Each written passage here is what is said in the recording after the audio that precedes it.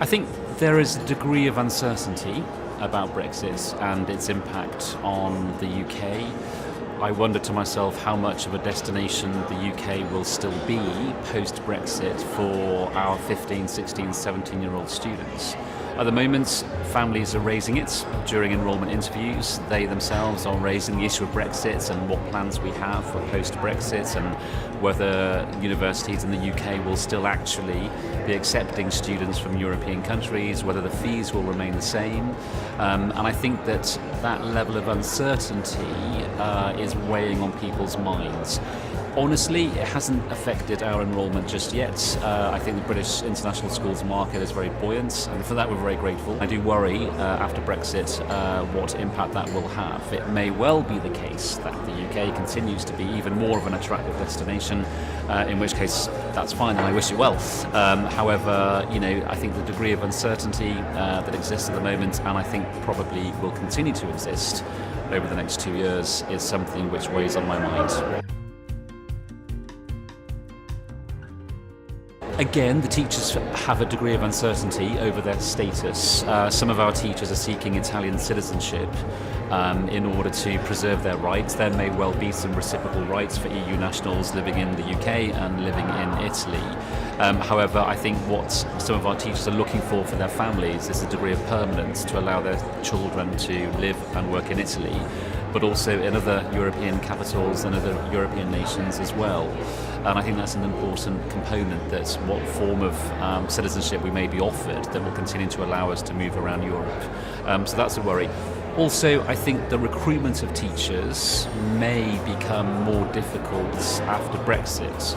At the moment, we manage to fill our vacancies quite successfully, but I worry in the future that if teachers have to go through bureaucratic hoops to come and work in the European Union, with Britain not being a member, I worry that that may act as a further disincentive for teachers to come and live and work abroad, despite what packages or salaries we can offer.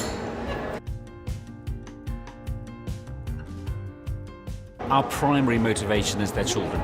So any new child coming to our school, we offer them a buddy family.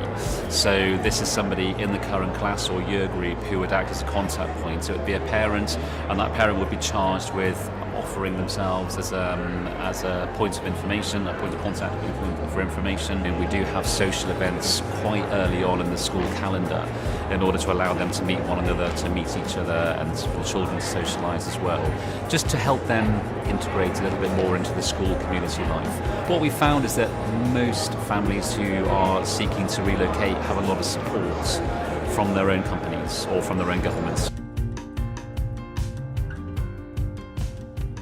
Yeah, I had requests from families only 2 weeks ago who said that they were lawyers living and working in London, an international law firm, but now they were being moved to Europe, to Italy, either Milan or to Rome, because there was a question mark over the future of the offices in London.